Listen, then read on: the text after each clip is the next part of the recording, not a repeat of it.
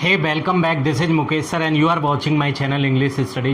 Guys, मैंने English में आपको इज़ एम आर का यूज़ सीरियल से पढ़ाना स्टार्ट किया था, जिसमें आपने मेरे पहले वीडियोस भी देखे होंगे। आज मैं आपको इज़ एम आर का नया यूज बताने जा रहा हूँ कि इज़ एम आर का यूज़ इन्फिनेटिव के साथ कैसे किया जाता है, यानी is to am to are to वाला यूज़ आज मैं आपको बताने जा रहा हूँ, जिसका जनरली स्पोकन इंग्लिश में बहुत ज़्यादा यूज किया जाता है। तो आज आप जानेंगे कि इसका यूज किस तरीके से स्पोकन इंग्लिश में किया जाता है। जैसे फॉर एग्ज़ाम्पल, मुझे घर जाना है, मुझे पत्र लिखना है, माँ को खाना पकाना है, पिताजी को दफ्तर जाना है। इस तरीके के सेंटेंसेज आमतौर पे आप देखते होंगे गाइज, बहुत ज़्यादा बोले जाते हैं। और एक और बात गाइज, कि कुछ जगहों पे is to am to are to के स्थान पर लोग हैज़ टू हैव टू का भी यूज करते हैं। यहाँ पे आज मैं आपको ये अंतर बताने वाला हूँ कि is to am to are to और हैज़ टू हैव टू का यूज़ कहाँ किस जगह पे किया जाता है। तो गाइज़, मेरा वीडियो शुरू से लेके आखिरी तक आप ज़रूर देखिएगा, क्योंकि आपको ये कॉन्सेप्ट क्लियर होने वाला है। और यदि आपको मेरा वीडियो पसंद आए तो प्लीज़ लाइक और सब्सक्राइब करना नहीं भूलिएगा, ताकि मेरा हर नोटिफिकेशन आप तक पहुंचता रहे। तो चलिए स्टार्ट करते हैं। तो गाइज़, ये है use of is am are to. तो अभी मैं आपको एक क्लियर करने वाला हूं कि इज़ एम आर टू और हैज़ हैव टू का यूज़ में अंतर क्या होता है। जैसे फॉर एग्ज़ाम्पल, रोहन को मुझसे मिलना है, यानी रोहन की इच्छा है उससे मुझसे मिलना है, तो उस केस में हम गाइज लगाएंगे is to am to are to वाला फॉर्मूला। और यदि हम बोलें कि मेरी मजबूरी है या रोहन की मजबूरी है उसे मुझसे मिलना है, या मेरी मजबूरी है मुझे उससे मिलना है, तो उस केस में हम इज़ एम आर टू के जगह पे हम गाइज हैज़ टू या हैव टू का यूज़ करते हैं। तो अभी आज हम इस पर डिस्कस नहीं करेंगे, नेक्स्ट वीडियो में बहुत जल्दी आपको इसकी भी लेके आने वाला हूँ, जिसमें आपको ये सारी चीज़ें भी आपको क्लियर करूँगा। तो अभी हम देखते हैं, जैसे फॉर एग्ज़ाम्पल, मुझे रोहन से मिलना है, I am to meet Rohan, यानी इच्छा है मेरी मुझे रोहन से मिलना है, तो I am to meet Rohan. ऐसे ही पिताजी को आगरा जाना है, father is to go to Agra, father is to go to Agra, पिताजी को आगरा जाना है। तो गाइज, यहाँ पे एक चीज़ और याद रखिए, मदर, फादर और सर के आगे कभी दा का यूज़ नहीं किया जाता, आर्टिकल दा का यूज़। इसको विशेष तरीके से थोड़ा ध्यान रखिएगा। जैसे अगला है, उसे पत्र लिखना है, he is to write a letter, he is to write a letter, उसे पत्र लिखना है। अगला एग्जाम्पल है, लड़कों को खेलना है, बॉयज़ आर टू प्ले, लड़कों को खेलना है, बॉयज़ आर टू प्ले। तो अब इसके कुछ नेगेटिव स्ट्रक्चर भी देख लेते हैं, उसके भी कुछ एग्जाम्पल देखते हैं। जैसे इज़ एम आर के बाद हम टू लगाएंगे, सॉरी नॉट लगाएंगे, नॉट के बाद टू लगाएंगे, यानी कि यहाँ पे हम नॉट जो लगाएंगे वो टू के पहले लगाएंगे गाइज। इसका विशेष ध्यान आपको रखना है। जैसे यही नेगेटिव हमने बनाया है, जैसे आप देखेंगे, I am not to meet Rohan, मुझे रोहन से नहीं मिलना है।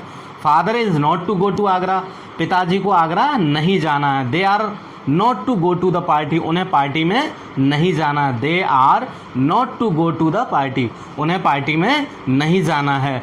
You are not to do this work, तुम्हें ये काम नहीं करना है। तो ये नेगेटिव थे। अब कुछ इसके इंटेरोगेटिव केसेस भी देखते हैं गाइस। तो गाइस, जनरली आपको मैंने पहले भी बताया है कि इंटेरोगेटिव सेंटेंसेज जो हैं वो दो तरीके से बनाए जाते हैं, जैसे बाई हेल्पिंग वर्ब और बाई क्वेश्चन वर्ड, यानी हेल्पिंग वर्ब के द्वारा और क्वेश्चन वर्ड के द्वारा। जब हम हेल्पिंग वर्ब के द्वारा बनाते हैं तो इसका फॉर्मूला होता है, इज़ एम आर को हम सब्जेक्ट के ठीक पहले लिख देते हैं, is am are plus subject plus to plus verb की फर्स्ट फॉर्म ऑब्जेक्ट और कॉम्प्लीमेंट, और लास्ट में क्वेश्चन मार्क जरूर लगाते हैं, इसका भी ध्यान रखना होता है। तो जैसे इसके कुछ एग्जाम्पल हैं, am I to write a letter, क्या मुझे पत्र लिखना है, am I to write a letter, क्या मुझे पत्र लिखना है। दूसरा है, is he to help them, क्या उसे उनकी मदद करनी है, is he to help them, क्या उसे उनकी मदद करनी है। Are you to pay the fine, are you to pay the fine, यानी क्या आपको फाइन पे करना, are you to pay the fine, क्या तुम्हें फाइन पे करना है। Are you to go to help him, are you to go to help him, क्या तुम्हें उसकी मदद करने जाना है। Are you to go to help him, क्या तुम्हें उसकी मदद करने जाना है। Am I to teach him, क्या मुझे उसे पढ़ाना है। Am I to teach him, क्या मुझे उसे पढ़ाना है। Is she to cook food, क्या उसे खाना पकाना है। Is she to cook food, क्या उसे खाना पकाना है। तो अब हम देखते हैं गाइस इसका इंटेरोगेटिव वाला दूसरा फॉर्मूला बाई क्वेश्चन वर्ड वाला, जिसमें हम क्या है सारा फॉर्मूला सेम रहता है, इसमें सिर्फ हम क्वेश्चन वर्ड को helping verb is am are के ठीक पहले लिख देते हैं, बाकी सब चीज़ सेम है। तो अब इसका भी एग्जाम्पल देख लेते हैं। जैसे पहला एग्जाम्पल है with whom are you to talk, आप किससे बात कर रहे हो, with whom are you to talk, यानी आप किसके साथ बात कर रहे हो या किससे बात कर रहे हो।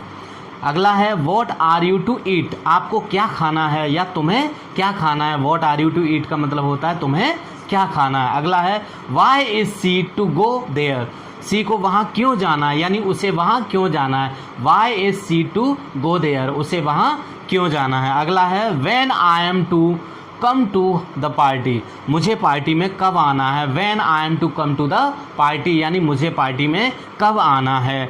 Where am I to go, मुझे कहाँ जाना है, where am I to go का मतलब मुझे कहाँ जाना है। अगला है where is he to stay, उसे कहाँ ठहरना है, वेयर इज़ टू स्टे, उसे कहाँ ठहरना है। तो गाइज ये सारे स्ट्रक्चर जो मैंने अभी आपको पढ़ाए हैं, इनको एक बार आप अच्छे से पढ़िएगा, समझिएगा। अगर कोई डाउट है तो कमेंट्स में जाके आप ज़रूर मुझे कमेंट्स कीजिएगा, मैं उसको बहुत ज़्यादा पढ़ता हूँ, देखता हूँ क्या कमेंट्स आ रहे हैं। तो गाइज़ उम्मीद करता हूँ आपको मेरा टॉपिक बहुत अच्छे से क्लियर होगा। फिर मिलते हैं एक नए वीडियो में एक नई ट्रिक के साथ। Bye, take care.